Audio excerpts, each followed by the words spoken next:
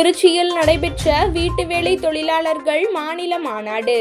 வீட்டு வேலை தொழிலாளர்களின் நியாயமான ஊதியம் மற்றும் தொழிலாளர்களின் அனைத்து பாதுகாப்பையும் முன்வைத்து தேசிய அளவிலும் மாநில அளவிலும் சட்டம் வேண்டும் என்ற கோரிக்கைகளை வலியுறுத்தி தேசிய வீட்டு வேலை தொழிலாளர்கள் அறக்கட்டளை மற்றும் தமிழ்நாடு வீட்டு வேலை தொழிலாளர்கள் அறக்கட்டளை இணைந்து நடத்திய மாநில அளவிலான வீட்டு வேலை தொழிலாளர்கள் மாநாடு திருச்சி தூய வளனார் கல்லூரியின் சமுதாய அரங்கத்தில் நேற்று நடைபெற்றது. தேசிய ஒருங்கிணைப்பாளர் கிளாராமால் வரவேற்புரையாற்றினார்.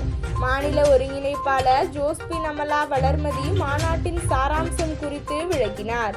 சிறப்பு அழைப்பாளர்களாக கந்தர்வக்கோட்டை சட்டமன்ற உறுப்பினர் சின்னதுரை கலந்து கொண்டு சிறப்புரையாற்றினார். மேலும் இம்மாநாட்டில் தொழிலாளர் நல அலுவலர், தேசிய மற்றும் மாநில வீட்டு வேலை தொழிலாளர்கள் அறக்கட்டளை நிர்வாகிகள் பலர் கலந்து கொண்டனர். மேலும் சர்வதேச தொழிலாளர் அமைப்பானது வீட்டு வேலை தொழிலாளர்களுக்காக நடத்திய மாநாடு C-189க்கு மத்திய அரசு உடனடியாக கையொப்பமிட்டு ஒப்புதல் வழங்க வேண்டும். வீட்டு வேலை தொழிலாளர்களுக்கு முழுமையான பாதுகாப்பையும் அவர்களின் நலனையும் பாதுகாக்கும் வகையில் மத்திய சட்டம் மற்றும் மாநில சட்டத்தை கொண்டு வர வேண்டும். வீட்டு வேலை தொழிலாளர்களுக்கும் மருத்துவ காப்பீடு வேண்டும்.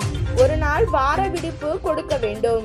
வீட்டு வேலை தொழிலுக்கு 1 மணி நேரத்திற்கு ரூபாய் 100 குறைந்தபட்ச ஊதியமாக நிர்ணயம் செய்து சட்ட மாற்றத்தை தமிழக அரசு கொண்டு வர வேண்டும் உள்ளிட்ட கோரிக்கைகளை அரசுக்கு முன்வைத்தனர்.